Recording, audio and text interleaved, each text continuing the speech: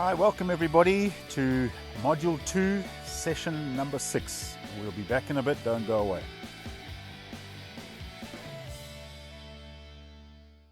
Alright, Session 6 of Module 2, we are looking today at the law and the cross of Christ. The law and the cross of Christ. John chapter 1, verse 17 says this, "For the law was given through Moses, but grace and truth came through Jesus Christ." Two world-changing events are referenced here, the giving of the law and the coming of Jesus. And those two concepts we're going to have a look at today. Martin Luther made these remarks concerning this subject. He said, "Whoever knows how to skillfully distinguish between the law and the gospel, by the grace of God, he also knows how to be a theologian." He said, anybody who wishes to be a theologian must distinguish between the law and the gospel. And then he encourages us by saying this, there is no man on earth who knows how to distinguish between the law and the gospel. So kind of, he's alluding there to the fact that this is a tricky terrain for us to go in. But hopefully today we can shed some light on this subject and help us as believers understand what the cross of Christ has done for us in relation to the law. In the Sermon on the Mount, Jesus made this statement in Matthew chapter 5, verse 17 to 20. He said, "Do not think that I have come to abolish the law or the prophets." He says, "I've not come to abolish them, but to fulfill them. For truly I tell you, until heaven and earth disappear, not the smallest letter, not the least stroke of a pen, will by any means disappear from the law, until everything is completed or accomplished. Therefore, anyone who sets aside one of the least of these commands and teaches others accordingly will be called least in the kingdom of heaven. But whoever practices and teaches these commands will be called great in the kingdom of heaven. For I tell you that unless your righteousness surpasses that of the Pharisees and the teachers of the law, you will certainly not enter the kingdom of heaven." Now, that was a ground-breaking statement, that your righteousness could ever surpass that of the Pharisees and the teachers of the law. For the common, ordinary, everyday man, this was something that was completely left of field. This was never even considered, that our righteousness could surpass that of the Pharisees and the teachers of the law. But Jesus said that that would be possible. We're going to have a look at how that is made possible. And then Paul, the apostle, he says this in Ephesians chapter 2, verse 15. By setting aside, or in the King James Version, abolishing the law in his flesh with its commands and regulations, his purpose was to create in himself one new humanity out of the two, thus making peace. So here we have Jesus saying, I have not come to abolish the law. And then we have Paul saying that Jesus abolished the law. So these two passages seem to contradict each other. But let's have a little look. Let's have a look at them a little closer, because we really need to understand this in order to make sense of it going forward. Matthew uses the word abolish in the English translation of a Greek word kataluo, which means to abolish, subvert, or to overthrow. So he's saying that Jesus says, I didn't come to subvert or overthrow or abolish the law. He says, I've come to complete it. Paul uses a different word. The King James Version translates it as abolish, but the Greek word used by Paul is actually the word katargeo, which is a different word altogether. And this means to set aside, to complete, and to render idle. So here the NIV uses setting aside, which we've read earlier, by setting aside in his flesh the law and its commands. So the NIV gets it right here by saying setting aside. It aids us in a more accurate understanding of this text.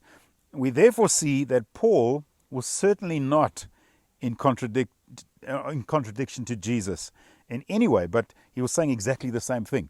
So Jesus said, I haven't come to abolish, I haven't come to subvert, to overthrow it. I haven't come to do something different. I've come to complete it. And Paul says that he's actually completed it. He is completed it in his flesh on the cross, and he's rendered it idle. So basically, the purpose of the law, we're going to have a look at that in a minute.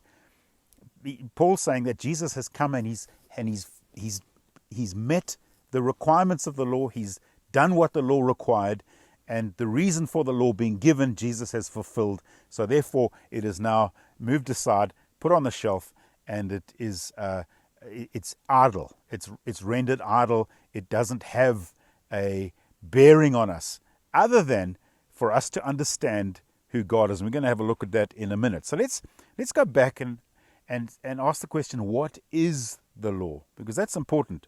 The Mosaic law, or the law of Moses, was given by God to Moses for the house of Israel at Mount Sinai after the exodus from Egypt around 1300 BC. It is also referred to as the Old Covenant, which God entered into with Israel, and it was intended by God as a temporary measure to accomplish a number of things. Let's have a look at some of the things that it was intended to accomplish. The first one was to reveal God's holy nature and character, to present his standard of perfection, to show his glory, that this God is holy, this God is righteous.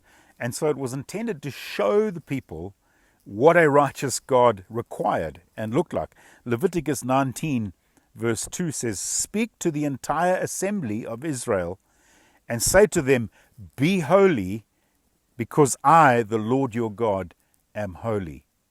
And so it was to reveal the holy nature and character of God. Secondly, it was to set apart the nation of Israel, for them to live as people of God. In Exodus 19 verse 5, he says, "Now if you obey me fully and keep my covenant, then out of all the nations you will be my treasured possession." Isn't that beautiful? God intended for the nation of Israel to be his treasured possession. And so if you keep my commands, if you live the way I want you to live, you will be, out of all the nations of the earth, my treasured possession. So it was to set the Israeli nation, or the Jewish nation, apart from the rest of the world. And then thirdly, it was to reveal the sinfulness of man. It's like a mirror reflecting what we truly are and not what we think we are. Romans chapter 3 verse 20 says, "Therefore no one will be declared righteous in God's sight by the works of the law. Rather, through the law we become conscious of our sin." And so it was to help us understand what sin is, to define sin for us, to show us what was wrong and where we needed a Savior. And that was the whole point of the law. We'll get to that in a minute. And then lastly, it was to provide forgiveness for sin. So through the sacrificial system, or the temple system, allowing true worship and the free flow of God's blessing to happen as a result of this sacrificial system. So Exodus, we see that in Exodus chapter 1 to Exodus chapter 7, and you can go and read that.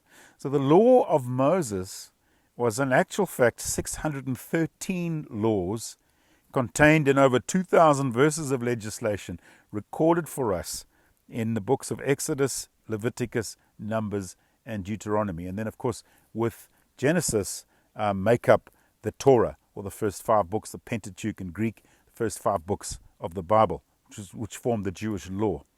So these 613 laws can be broken down into 3 convenient categories for us. We often refer to the moral law, firstly, as the 10 Commandments. Then we get the civil law, how God's people were to be governed, and then the ceremonial law, how God's people were to worship him. Now these are convenient categories, in order to just kind of make sense of it all, because when you try and wade through 2,000 verses of legislation, it's quite difficult. And so they were put into these categories. And some people say today that the God's moral law still is over us. The civil and ceremonial law we don't worry about anymore. And so some people say that we're still governed by the Ten Commandments. These categories are not biblical. They are not found in the Bible. God never intended for them to be categorized as such. In fact, the Bible regards the law as a single unit. And James chapter 2, verse 10 says, "For whoever keeps the whole law and yet stumbles at just one point is guilty of breaking the whole law." So we don't have the luxury to pick and choose which category of the law we should obey and which we don't. The reality is this, that there's not a single person on the face of this planet who ever lived who has been able to fulfill the law except for Jesus Christ himself. So what came before the law? Because we now see that the law came through Moses, and that was already into into Genesis. So what happened before the law? Where was mankind before the law? Well, from the time of Adam until Abraham, God related to certain individuals at certain times. But we see that wickedness continued on the earth, and it continued to increase. And then we see Noah coming onto the scene in Genesis chapter 6 to 9. He's one such person that God saw as righteous, and you can go and read the account of Noah. And then from Genesis chapter 12, God calls Abraham, who would later become Abraham, and the nation of Israel is miraculously born, because we know that Abraham was 100 years old before he'd even had a son, but God had promised him in Genesis chapter 12, verse 2 to 3, when he called him, he said, "I will make you into a great nation, and I will bless you. I will make your name great, and you will be a blessing. I will bless those who bless you, and whoever curses you, I will curse. And all the people on earth will be blessed through you." That was the promise that God made to Abraham. And as a result of that promise, the fulfilling of that promise, even though it looked like it wasn't going to happen, right to the last, like the 11th hour almost, that promise was fulfilled. And we see that Abraham tried to fix the problem. Sarah tried to fix it and said, take Hagar and go and have a child. And so we see all of the situation that developed out of that. But the son of the promise, the son of this promise, was Isaac. And we see the history then unfolding. So the book of Genesis then continues with the establishment of the house of Israel. Moses enters the stage in Exodus chapter 2, while the Israelites are enslaved in Egypt. And the account continues until God gives Moses the law in Exodus chapter 19 up on top of Mount Sinai. And then through the rest of Exodus, he unpacks that law, what it actually means. So before the law was given, God said this about Abraham. In Genesis chapter 5, verse 16, "Abraham believed the Lord, and he credited it to him as righteousness." So before the law, Abraham was justified by faith, by believing God. Justification by faith? That sounds familiar, doesn't it? Stay with us. We'll conclude this in the next session.